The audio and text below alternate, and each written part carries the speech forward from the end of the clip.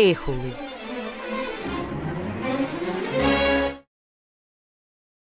Nëna e kishte ditëlindjen, ndërsa Andi nuk kishte para t'i blej dhuratë. Ai nuk kishte para as për drekën solemne të ditëlindjes. Në rregull është biri im, tha nëna.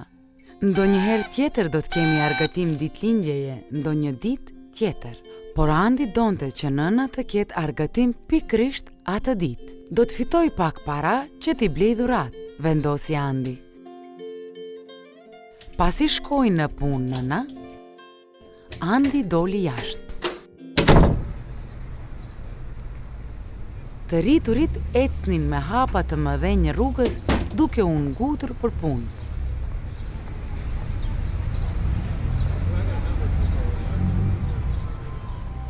Muzikantët e rrugës bënin muzikë. Një vajzë i binte flautit, tjetra violinës. Andit i lindi një ide. Shkoi vrap në shtëpi që të marrë një fultere e një lugë. Mandej vrap u kthye dhe u ndal pranë muzikantëve, duke i rënë fuqishëm fulterit me lugë. I pëlqeu aq shumë muzika sa nisi madje edhe të vallëzoi.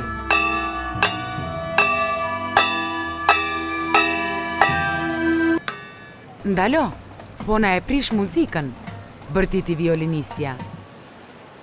Jam duke fituar para t'i blej nënës një dhuratë, shpjegoi Andi.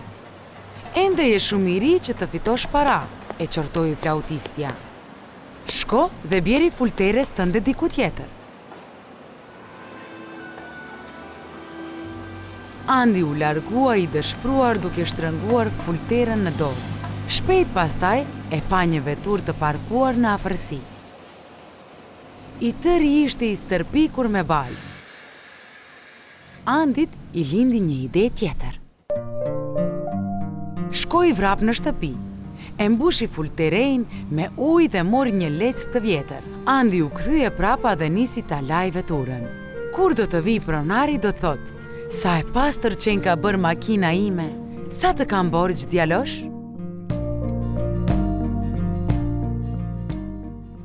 Qërohu, dëgjoi Andi një zë të trash burr. Ik larg veturës sime. Një burr i madh qëndronte para Andit me një shikim të rrept.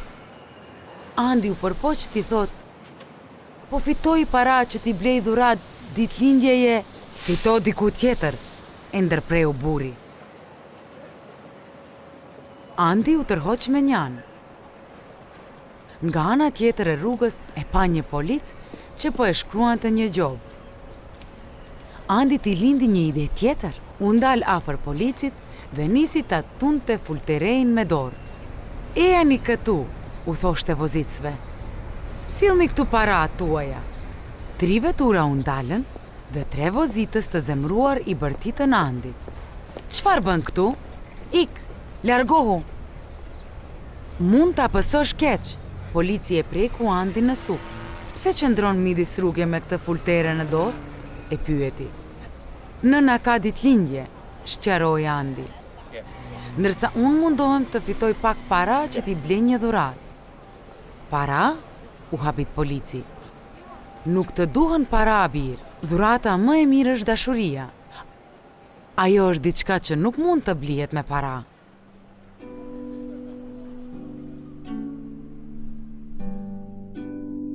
Derisa shkonte në shtëpi, Andi mendonte për fjalët e policit. Ai ende donte që nënës t'i dhuronte diçka. Por çka? Pa pritmas e pa një ehull. Rinte lëvarur nga një ulluk dhe me krenari shëndriste në diell. Sa i bukur qenka, mendoi Andi. Do t'i adhuroj nënës, asaj i pëlqejnë shumë gjërat e bukura. Ehulli ishte ngjitur fort për ullukun fort, por Andi e kapi fuqishëm dhe e këputi, mandej me kujdes e vendosi dhuratën në fultere. Derisa shpejtonte për në shtëpi, kaloi pranë policit. Kam dhuratë për nënën, i tha Andi. Polici buzëqeshi dhe i bëri me dorë Andit.